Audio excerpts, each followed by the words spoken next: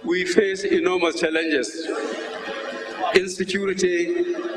President Muhammadu Buhari pledging to fight insecurity at his inauguration in 2015. We are going to tackle them head on. But the last 4 years has seen Nigeria battling terrorism in the northeast and all geopolitical zones of the country having one security challenge or the other. While the military claimed it had decimated and pushed back members of the Boko Haram sect, the last 4 years has witnessed pockets of attacks in the northeast, especially on soft targets and military ammunitions and personnel. The kidnap of the Dapchi schoolgirls and some aid workers suggests that the insurgents are still on ground in the region. In the country's north-central, the military has succeeded in reducing the crisis between farmers and herders. However, communal clashes have become the order of the day, especially in Benue, Kaduna, Plateau, Nasarawa and Taraba states.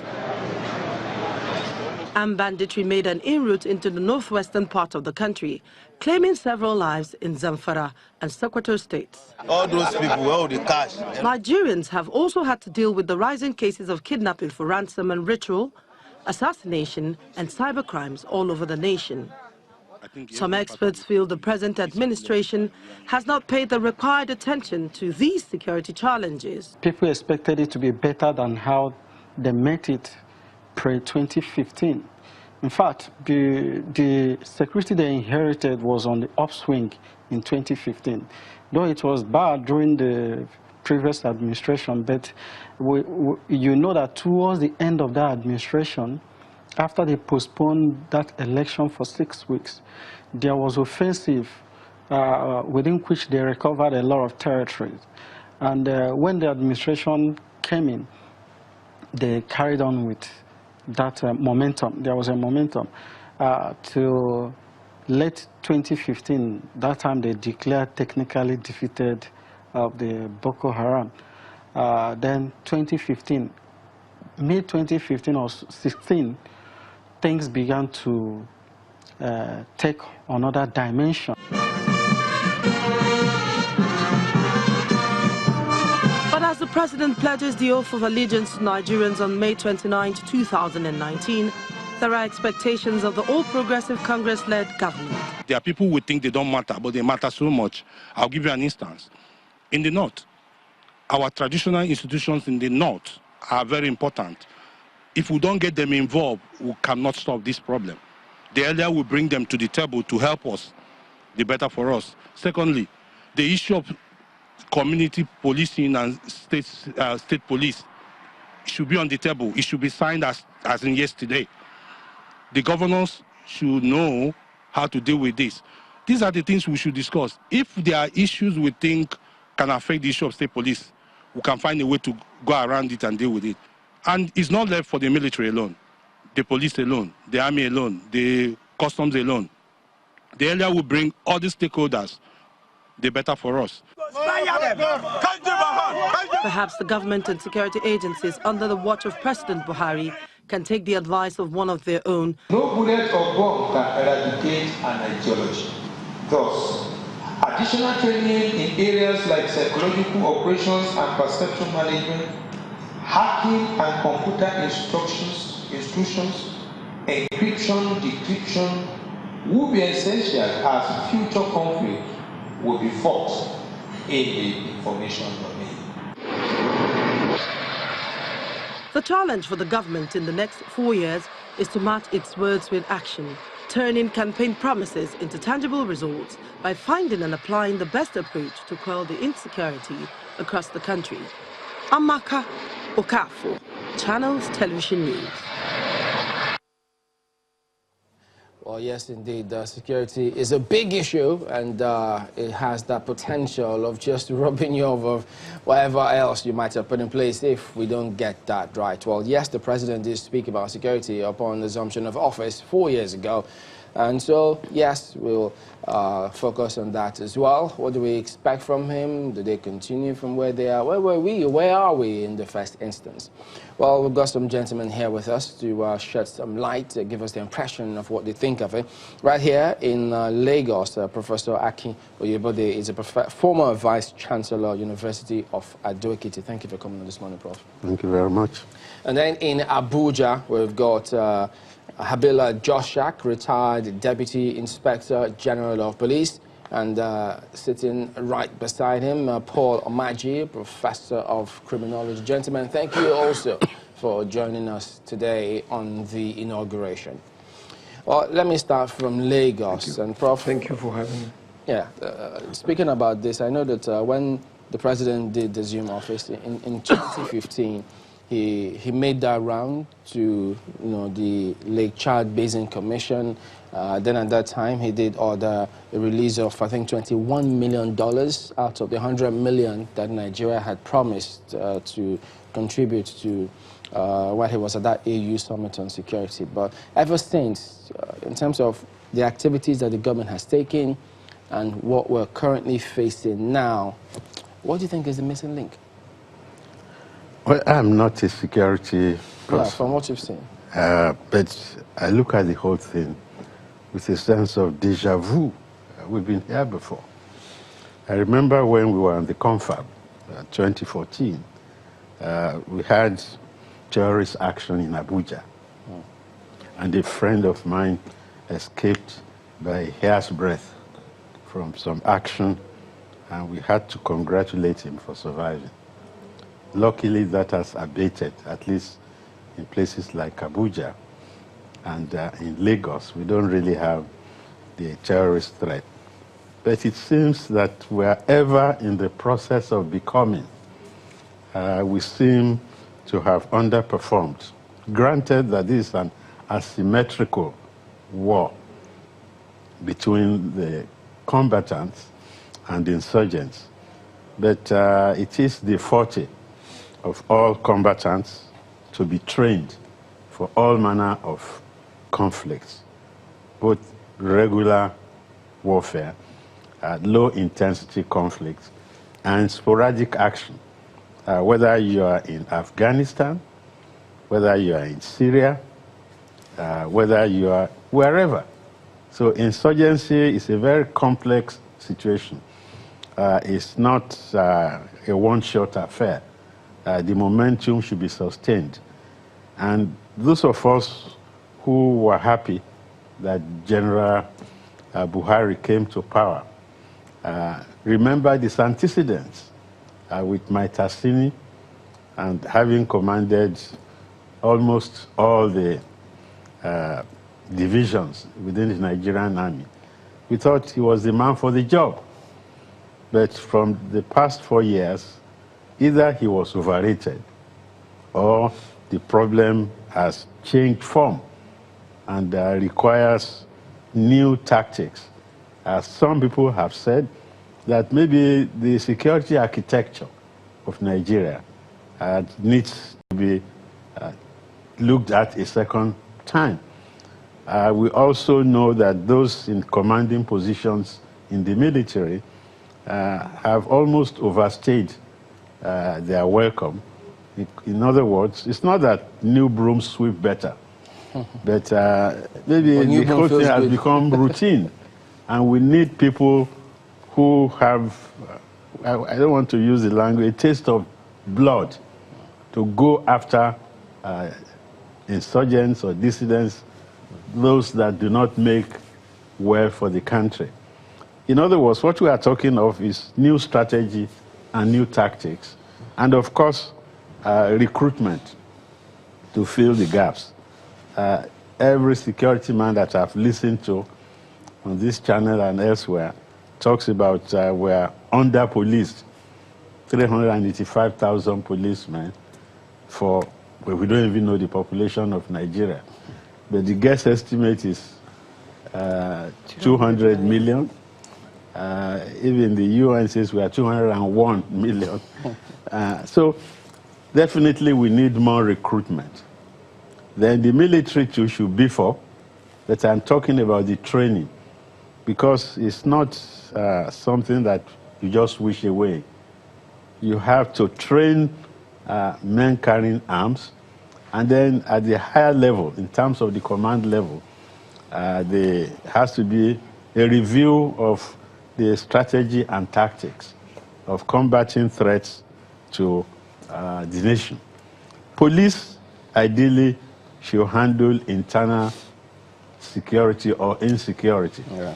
But things are so bad now, despite the chest beating by some of the security people that were on top of the situation. I hear generals now prefer to go by train between Abuja and Kaduna. I was invited to give a lecture up country, and I insisted that I'm going to fly. They should procure tickets, meet me at the airport, and take me to the venue. Not that the terrorists can't strike at any time, but these days, every day that you survive, you have to give praises to the Almighty. So things are dire. And look at a place like Katsina. That state had to cancel Salah celebrations and then the inauguration. That's the worst case scenario. Things are bad, that you are not sure. In fact, in Nigeria, it seems that the only thing certain is uncertainty itself. So we have the job of the security cut out for our security people, officers and men. So it's a new scenario. It's as if the Nigerian state is being overrun, or that the Nigerian state lacks the panache to handle threats to its existence. Let me take you to Abuja. We've since been joined by Mahmood Haman, who is a professor of history. Thank you for joining us as well today on the program. But if I could bring in Mr. Joshak, I mean, yes, you know, they say the police is our friend, but in light of the current challenges that we face concerning security, let me get your thoughts about how we've approached it, and as I did pose to Prof here, what do you think is the missing link? Thank you. The missing link is all about our effort to make sure that the security agencies with the military and other intelligence security officers to come together and find a common ground to strengthen effort towards curbing this insurgency.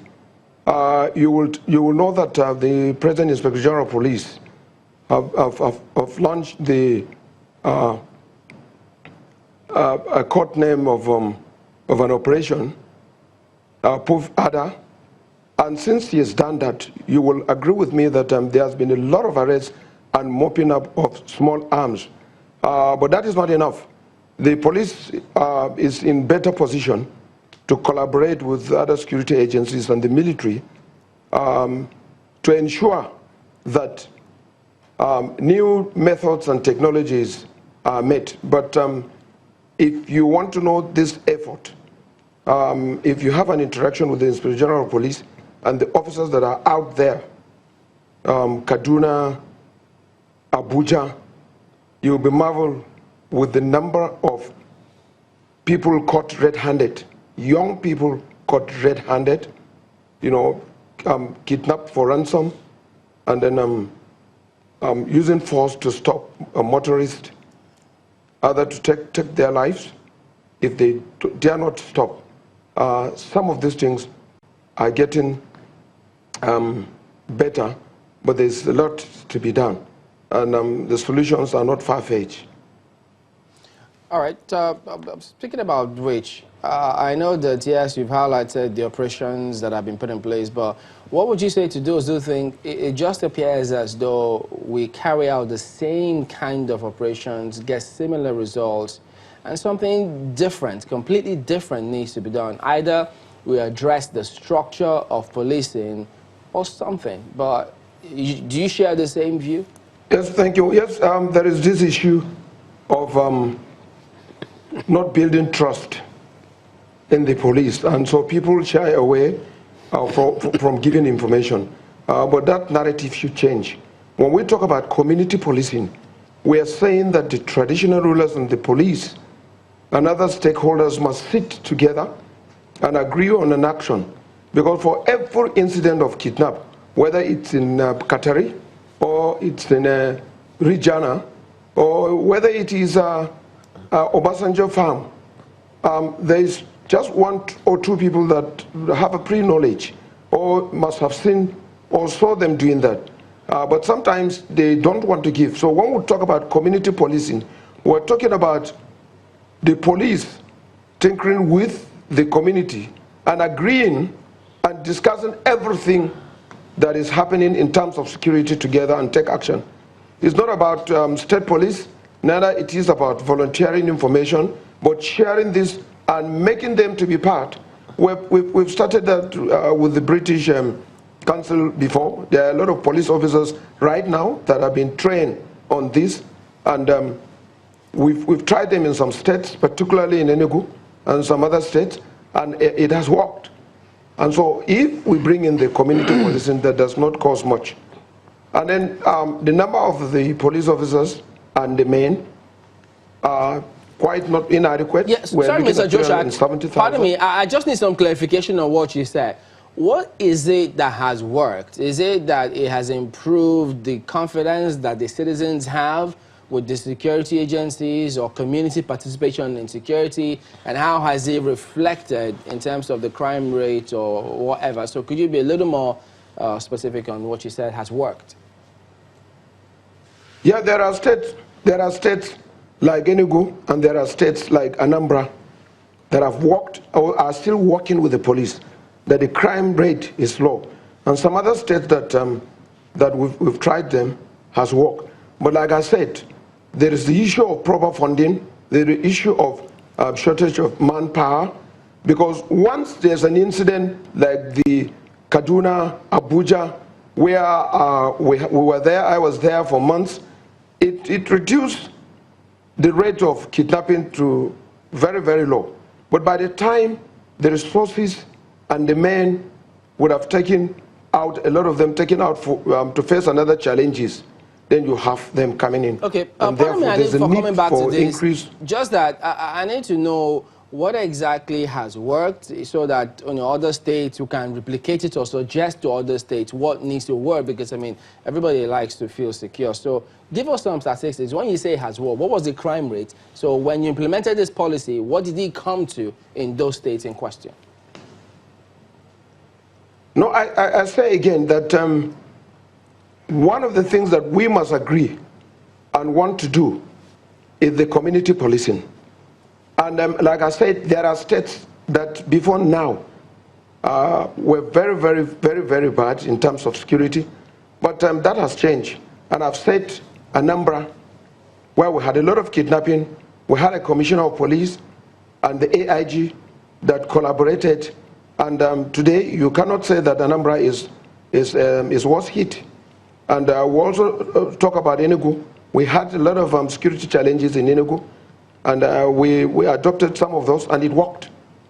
And I'm saying with every sense of sincerity that the community policing that will involve the traditional rulers, will involve the youth and the rest of them, will reduce to the barest minimum some of these challenges, particularly kidnapping and banditry activities. My question goes to Paul Amaji, Professor of Criminology. I mean, some people have said create more jobs, have more young people engaged, and that this would stop the insecurity.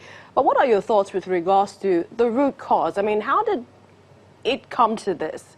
It was terrorism at the beginning, and then now banditry, of course, in the middle, herdsmen and farmers clashes. How did we get here? And do you think that anything has changed? Thank you for that. Look, A lot of theories have been bandied around in terms of the relationship between unemployment and criminality, and there's no question about that.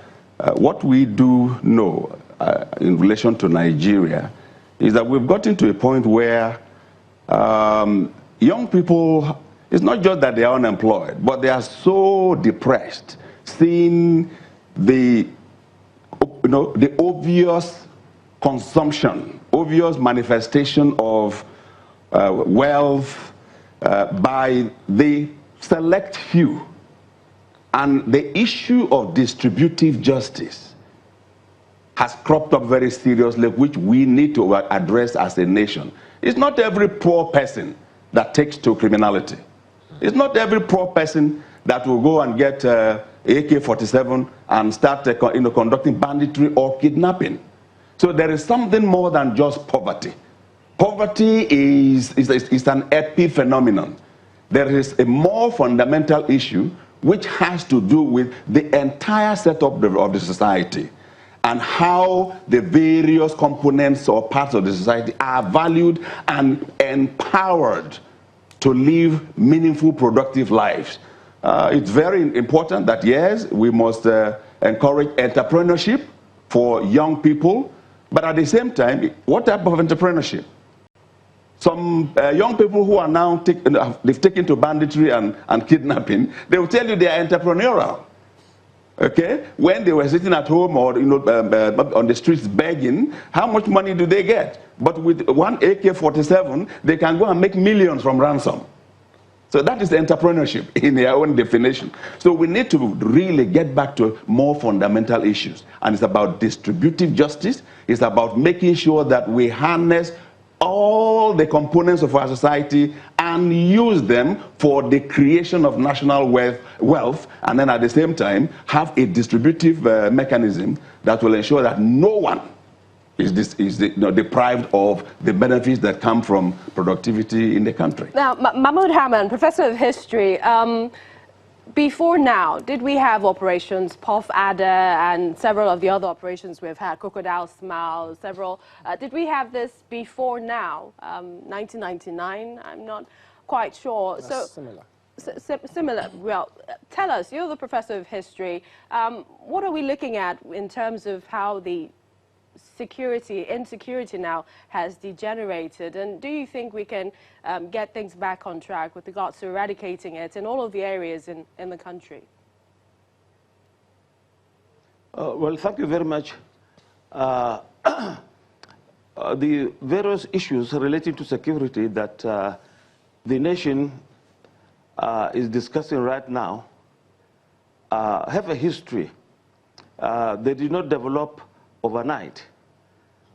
If you look at the general insecurity, particularly in the rural areas, manifesting in terms of banditry, robberies, and lately kidnapping, and we look at the citizens who are involved, we can easily deduct what went wrong in the past. For instance, if you take the case of the herdsmen or pastoral nomads who feature fairly well in the commission of these various crimes, one can see clearly that there were historical errors committed by this nation for at least in the last 40 years, which are now beginning to manifest in the form that this criminality is taking. For instance, in 1979-80, the government of Kaduna State, under the PRP, abolished what is known as the Jangali or cattle tax, taxes that were paid by herdsmen. And also they abolished the poll tax paid by ordinary people, ordinary citizens. Without looking at the security implications of some of the processes and procedures that accompany these taxes. For the cattle tax, generally in particular, the procedures and processes that accompanied them provided 3 different levels of interaction with public services.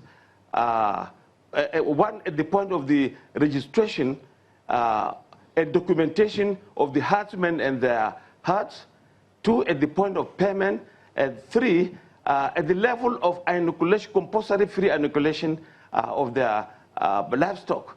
When the cattle tax was abolished by Kaduna State and subsequently by all the northern states, these processes were abandoned. In other words, we threw the baby with the bathwater. The registration or enumeration of the herdsmen and their cattle provided local authorities a platform to interact or interface with the herdsmen, people who are now maligned very seriously in terms of the crime we're talking about. Secondly, the actual taxation also provided the second forum. And all this involved the village heads, the district heads, the artos of the Fulani community heads, and the district scribes. So the movement, the location, and the whereabout of the herdsmen were documented in public records. And when it comes to the inoculation issue against very terrible diseases, the herdsmen themselves are forthcoming, because epidemic like Rinderpest can clear entire herds overnight. So they came and the authorities used the registers for the cattle tax to inoculate them free of charge. So, Prof, that's one example for Kaduna, but one would wonder what happened in Benue. Well, it was all over northern Nigeria. Benue was part of Plateau. Plateau was a hub of pastoralism. So Benue Plateau was affected as a state. Now, this, with the abolition of this, tax in particular, the pastoral nomads, or the herdsmen, we call them today, became faceless bodies. They didn't have any platform to interact with the public officers or public services, and they became faceless, and they don't know any authority, and no authority knows them, at least for the last 40 years, 1979-80 to date. For 40 years, the herdsmen were in the wilderness. Their only interaction with any public affair is when they take their cattle to the market and they pay market fees. That's all, but that's not enough. So are you saying bring back the nomadic education that have been introduced? Are you saying bring back some of those laws, some of those policies back then, bring them back now, and things will work out better? Well, I think the way out is for the government, particularly the northern state governments, where these problems are manifesting themselves seriously, to go back to the drawing board and restore these taxes, which also gave the herdsmen dignity. You will come across, when it was operating, you'll come across a herdsman with 15, 20 years receipts of cattle tax in his pocket. And whoever challenged him would produce it. It served as his identity card. Why, in case of accident, when he died, they will trace from where he came. The jurisdiction in which he registers the animals and himself, and what he paid.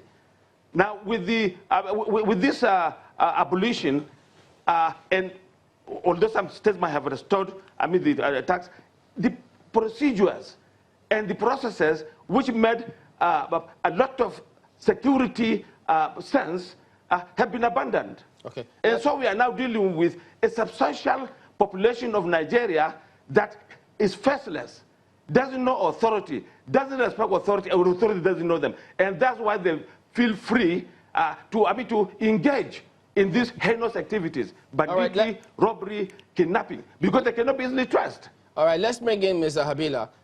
You're a former DIG of police. Now, when would they ask about the missing link? Some responses are already coming through about that. But taking it from where Professor Hammond left it there, What is it difficult for us to leverage on, number one, technology, and then build the database? Because if, from what Professor Hammond has said, we don't seem to have that, and that's why people appear faceless. Yes, the professor have said it all, but I would want to say again that you remember I've been an actor. I've been active in some of these operations, whether it is in Kaduna or Benue. I've sat there for months and coordinate myself, not just sitting in the office, but following them to all these places. It is said that from Plateau, Benue, that some of the grasses along the river Benue, beginning from the hills of Plateau Hills, that they are detoxicant. And cows, when they are reared around this area, they become very, very healthy. And so there's this need for every one of them to get there. But like I said, some of those people in charge of those cows and other animals are very, very, they're just children that you cannot place. And so they don't just know their right from their left. The one that you see, young, sensible men after them, sometimes they are very careful not to drive them into the farm. But like you said, there must be a window to make sure that people are brought, because it's not every law that you will enforce to get result. Whether it is kidnapping, whether it is herders farmers clash, or Boko Haram, you must sit on the table with some of the people that you have identified to be responsible for this, to discuss with them, to be able to get their side of story and be able to change that. It is not just action and action. And like I said, you need also to bring the security agencies with the military and give the police the opportunity to also learn some of the things from the military, because like I told you, even on Kaduna, Abuja, we operate jointly with the military. And bringing these ideas together, sometimes when we're about to get the solution, the resources are gone. Because funding is a problem. Funding is a very big problem, and these are things I saw. The vehicles that are there cannot be fueled so that you can keep 24 hours patrol, and so you become static, and in between two patrol vehicles that are pinned down, either the military or the police, you find an incident happening in between there. And then when the funds for the allowances for the men just to feed is not there, the military would not want to stay, the police would not want to stay, because you can't effectively control the men that you've posted there. I want a situation where the assessment of the number of the personnel, whether it's the police or the military, be looked into. Because of retirement and because of some other things, the number has dwindled, reduced. But to say that the military and the police and other security agencies, particularly the intelligence platform of this country, they will be able to deal with this situation and reduce some of these challenges to the barest minimum and ask people to change the narrative. There are a lot of people that are really, really not doing the right thing. There are a lot of people that are not nationalistic. And so if we zero on them through all this conversation and getting in the intelligence platform that the police are presently doing, if you get to the Inspector General of Police, he will be able to supply you with the number of arms that have been mopped up these few months and arrests that are made. The court also, it's a problem. Trying to gain conviction is a very big fight between the police and the courts. And when they give them, there's nothing to write home about. And so if we strengthen this area and get those involved, I am telling you, involving the traditional rulers and the community, we will get somewhere. Well, Prof, I think I should bring you in here, because if he says the courts are the problem, it may come across to people in different areas. So just wonder, because he says getting the conviction from the courts is a Herculean task. So is there something about operations of the courts that we don't understand? I think that will amount to, pardon the use of the phrase, skirting the issues. I ran into the leadership of Miyetti Allah last year at Akure Airport. They were returning from a trip to Ado-Ekiti when Fayose was in charge of affairs. And the Miyetti Allah leadership that I engaged whilst waiting for our flight said they were ready to discuss, that they recognize that farmers are entitled to a harvest, but as pastoralists too, that Nigeria should recognize their inputs to the national economy. What that told me was that we need a forum to ventilate the grievances of the farmers as well as the pastoralists, especially in the Yoruba parts of the country, where I'm reading all sorts of horrendous statements in the social media asking for Yoruba to be armed and defend themselves. More so after some Fulani herdsmen manhandled and destroyed the property of some Yoruba leaders, notably the Afenifere leadership, Mr. Chief Falai. Don't forget, Chief Falai was leader of the Southwest contingent to the confab. So the fact that he was brutally assaulted was like an arrow shot into the hearts of Yoruba people. In the East, too, you have all sorts of shenanigans perpetrated by herdsmen in Enugu, in Abia, even Onitsha. Now, I was telling you about my encounter with the Miyetti Allah. 2 days before I traveled to Akure, the herdsmen took their cattle to the runway of the Akure airport. And imagine the tragedy that could pose to aircraft that wanted to land. You have cattle roaming. And even in Abuja, you have cattle roaming.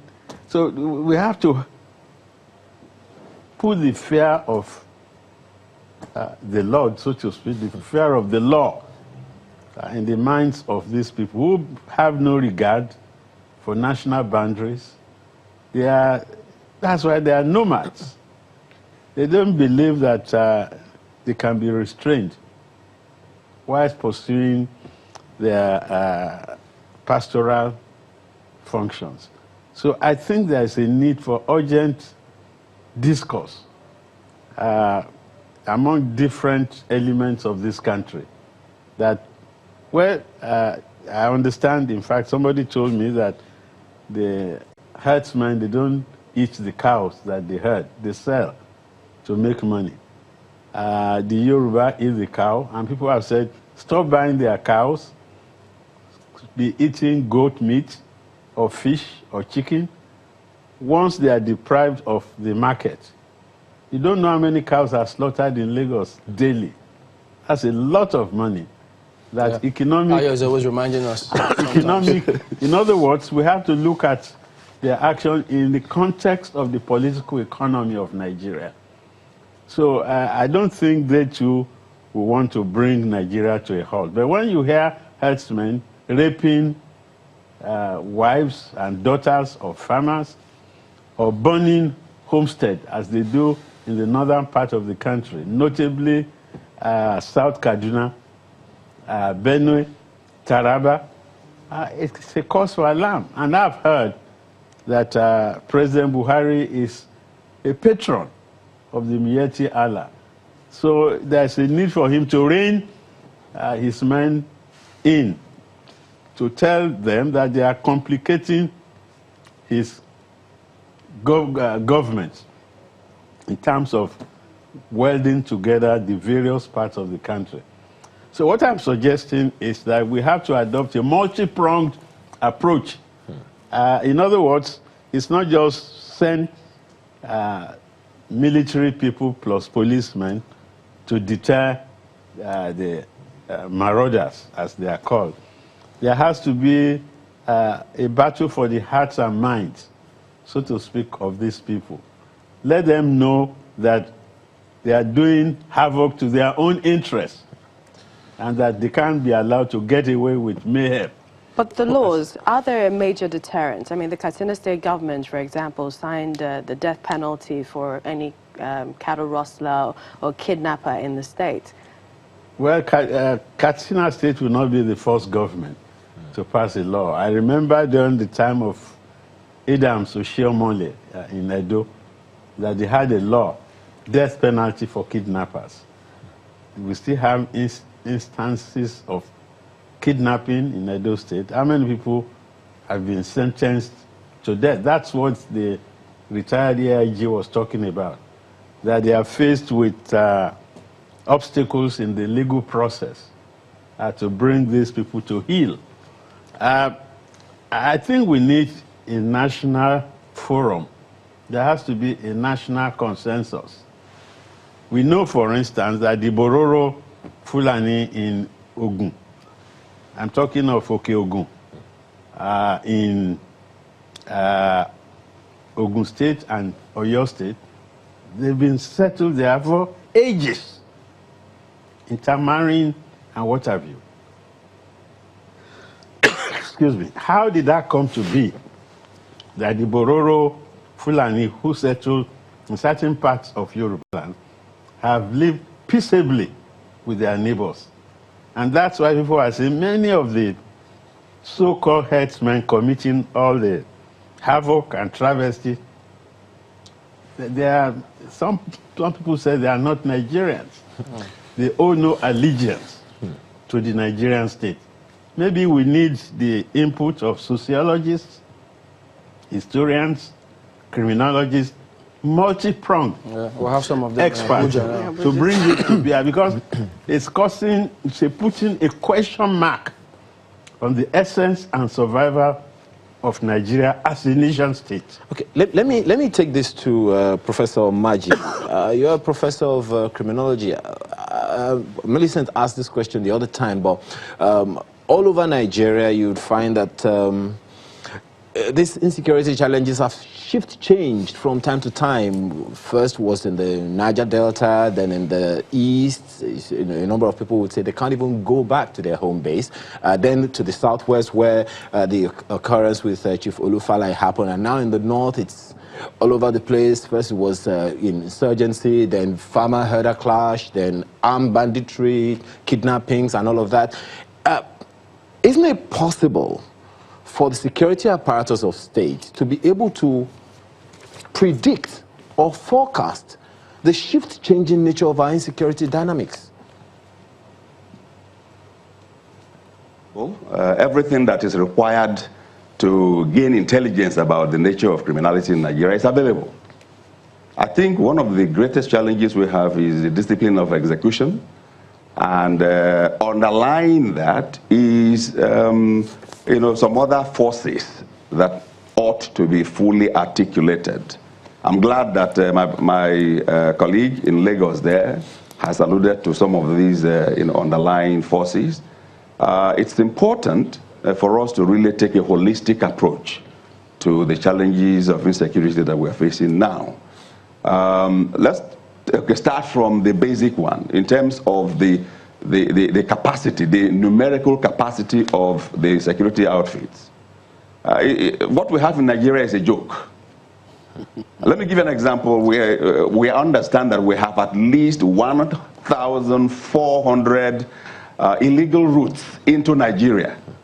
I'm talking about the porosity of the borders of Nigeria.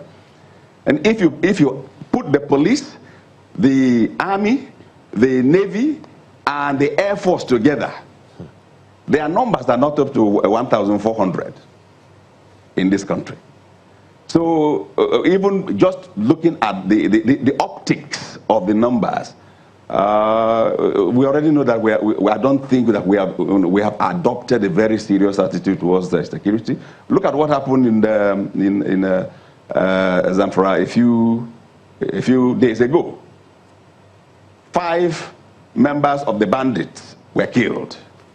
They mobilized 100 of their own men They came on motorcycles and attacked the villages and killed about 43 or so. Now, how many police officers do we have in that community? And how would they be able to withstand a horde of 100, bandits, fully armed to the teeth, coming with vengeance?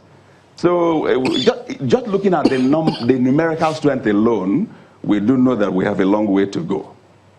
Then add to that the dynamics of the political economy in Nigeria as a whole. I mean, we can see the gap, the yearning gap between the rich and the poor. We can see a number of opportunities dwindling. We can see industries fading out. We can see the population growing. As you probably would be aware, the Nigerian population grows at around maybe 3.75%. Okay? What about the economy? The economy grows maximum at 2%. So already there is disparity there. So you need to put together a number of issues before we can really understand, come to grips, and then be able to strategically deal with the insecurity situations we have in the country. So when we talk about insecurities moving from the south to the west, to the east, to the north, and then going around, all of these things must be brought into a holistic analysis.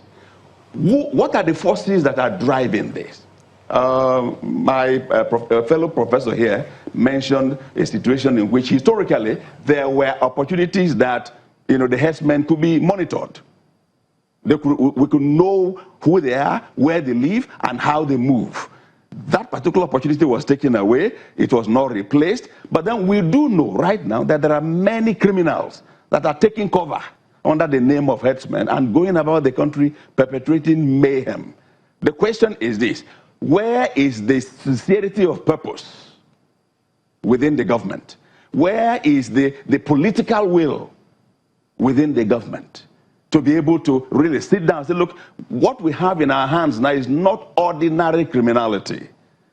There is something more to it, and we need to come to grips with it. These things are tearing at the national cohesion. These things are indeed confronting the sovereignty of Nigeria.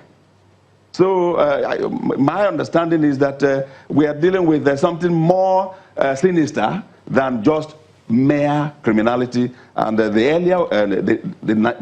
Nigerian state wakes up to really confront them and bring in various dimensions of expertise to be able to analyze them properly and provide solutions. I think they're better for us. And still speaking about solutions, before we wind down, let me bring in Professor Hammond here. Could you give us your perspective? Yes, we've highlighted the problems that we're facing and how things don't seem to be going right. What do you suggest we should be doing now? I mean, the President will be speaking to the country later today. Thank you very much for this question. You see, we have a national habit in this country of taking fire brigade approach to major national crisis, forgetting that for every problem to manifest itself, it must have a genesis. I want to bring us back again a bit to history. Our colleague from Lagos was talking about that he was at a loss as to what to do to contain the menace of herdsmen. People tend to forget that in this country, particularly in the northern part of it, we had 415 grazing reserves established by government, managed by government, and they had virtually every facility that a grazing reserve is supposed to have in order to accommodate, contain the pastoral herdsmen. You see, the role of pastoral industry in the economy of the country cannot be underrated. I don't know which Nigerian eats his food without meat, which Nigerian doesn't drink milk, which Nigerian does not even use skin of animals. You see, these facilities that were established, in addition to cattle routes which have been bastardized have created a lot of problems. As a matter of fact, Abuja itself, the FCT, is sitting on a grazing reserve. When the committee that investigated the most suitable site for a new capital territory, they must have met this grazing reserve alive. Did they propose any alternative? What happened to the population? The grazing population that was here, the herdsmen and their cattle. Did they raise questions so the government could look for alternatives? When the existing gazetted grazing reserves were bastardized by individuals, not even corporate bodies, did anybody raise a question as to what happened to the population of the animals and their owners? All these historical facts were swept under the carpet, and we want things to work in this country satisfactorily. Wole Soyinka said, and I want to quote him here, "Forget the past, forfeit the future." That was the title of a keynote address he gave in ABU a few years ago. If you decide to forget your past, i.e. forget your history, forget your heritage, then you have no business to expect prosperity in the future. That's exactly what is happening in this country. The Miyetti Allah Cattle Breeders Association and other organizations have been shouting, making noise. But what is the response of the government? For instance, let's look at the budget of the Ministry of Agriculture. Pastoralism is an integral part of the agricultural sector. For several decades, that particular sector has got virtually zero provision in the annual budget.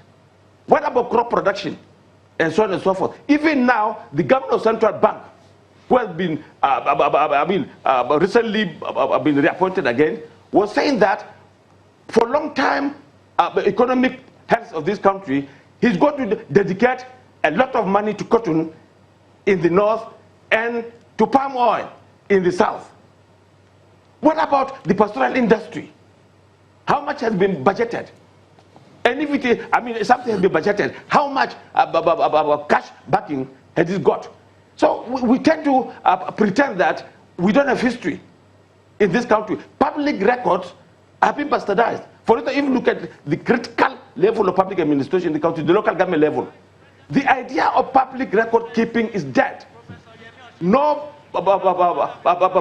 monthly reports, no quarterly reports, no half-yearly reports, no annual reports. All right, Professor Hammond. You just walk into the National Archive and see what was happening even during the colonial time. Mr. Habila, let me get your concluding thought to come in form of a response to this email.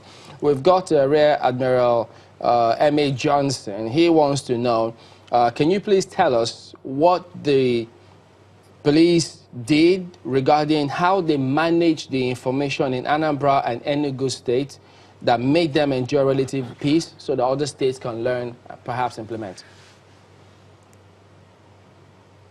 Okay, thank you very much. In addition to some of the states that have taken some quick action, and sincerely, in Anambra and Enugu state, the government securitize. They securitize kidnapping, they securitize armed robbery, and some other vices, and commit themselves in terms of funding and looking at every activity of the security agencies, whether it's the police or the civil defense and other security agencies. They looked at them and they addressed their shortcomings and ensure that every person is placed where he's supposed to be. In enhancing intelligence, the DSS and others, they all work together as a team. And today you will not hear about robbery here and there in Anambra, and neither would you hear in Enugu. And so what I'm saying is, in my years of policing, and as the head of operation for Nigeria, when I hear people also say that the government is not concerned about security, I laugh, because I know a couple of times the chief of defense staff will bring all other service chiefs, including the Inspector General of Police. Then we have a privilege to be there at all times. Okay. And we will talk and we'll take decision. All right, Mr. Habila. It is also pardon me, I need to jump in. We need to go, but I need to also get the response, the closing thoughts of Professor Omaji on what we need to do to get it right. Thank you very much. Look, ultimately, policing or security provision has to devolve back to the community and neighborhood level. Mr. President spoke about this in his interview with the NTA on Monday, and by and large, we can't run away from this, because in terms of getting sufficient number to be able to provide at least a sense of safety to Nigerians wherever they live, we must ensure that policing devolves back to the level of community and neighborhood. And we need to do everything to ensure that we have at least, we give a rebirth to the security outfit in terms of professional identification. For example, we have so many people that are having the uniforms of the army, the uniforms of the police, that do not have any business whatsoever having those uniforms and using them to perpetrate crime. Professor, so it's important that we look at various dimensions and ensure that by and large we work together to ensure that Nigeria is secure. All right, Professor Hammond, your quick thoughts in less than 60 seconds, please. Yes, let me deviate from the issue of pastoralists to the police. As the President said, they are the frontline force, I mean, with respect to the security of this country, and that every town has, a divisional police office. Now, my professional colleague here has highlighted some of the areas the police would want to improve. And I'm happy that the President acknowledged some of the limitations of not just the police, but also the community leadership. Now, the police have to be re-equipped. You see, I want to address the problem of the division level of policing, because that's the level that is most critical. That's the level that all is right, in Professor direct Hammond. contact. My apologies there, but we can see the arrival of the presidential motorcade, so that's going to signal the beginning of that particular event. But I think we have to thank all of you gentlemen, Professor Paul Omaji, Professor of Criminology, Professor Mahmoud Hammond of History, and then we also did have Mr. Habila Joshak, Deputy Inspector General of Police, all of them joining us from our studios in Abuja. But also in Abuja is what you see on the screen at the moment, the big day for the next 4 years. This is the first of many days to come. So that is the motorcade of the president. We're looking to see what form or shape, what will he talk about in his big speech. We do remember some of the highlights of the last time out. I belong to what? Nobody? Everybody? Many remember that. You can't forget that. No, but what will we remember this for time? A while. That's really for a while. For a while. Yeah. So there you go. So that's the venue. Yes, it's set to be low key. But my colleague started out, this looks pretty impressive to be called low-key, but yes, it's what it is. And so they'll be looking to see what happens eventually. So it is a big day today, generally, in Abuja and several other states, which we'll be looking to see what happens. What one can just hope for, I mean, this is a big day. People will be waiting for a big difference, a big change. A big next level, since that is the campaign mantra. So, will this morning show the day? The morning show, one notable thing though, it rained this morning in Abuja. And of course, remember Larry, Malfoy and Ibrahim mentioning that. So, the elders say that when the morning is cool, it's a sign of something good to come. Well, yes, don't forget, the president did say in that interview yesterday that for those who were thinking that he was a bit not moving fast enough for them, he said, don't worry, I'll surprise a few people. He's going to look maybe a little closer, if perspective, not with a fine-tooth comb, but what's going on in some other areas. So it will be a lot to focus on this. The question of the economy, question of security, anti-corruption, agriculture, anti-corruption, and some of the ministers, former ministers now, until who knows what happens in the days ahead. So it will be a big day, really. You know, I'm just really looking forward to a situation where people can do a lot of things on their own without necessarily waiting on government. But Prof, what are you looking forward to? More of the same. Oh. More of the same? Yes. We'll be back to square one. You don't think there's going to be anything big? Nothing dramatic can be expected of this president. But he didn't change his ministers for 4 years. That's ridiculous. And you go and play back my interview here 4 years ago when I complained about some of the names, like Adamu, like Kemi Adeosun, like all these people. You play back our interview in this same channel studio. So it can't just become radical overnight and become dynamic. No, but he said it's going to change. No, he's an aging man. There hasn't been a paradigm shift. No, I don't see it happen. That's just sophistry. Okay, so it's picking up now. I think our colleagues are in Abuja. We might as well just have a word or two of what's going on there.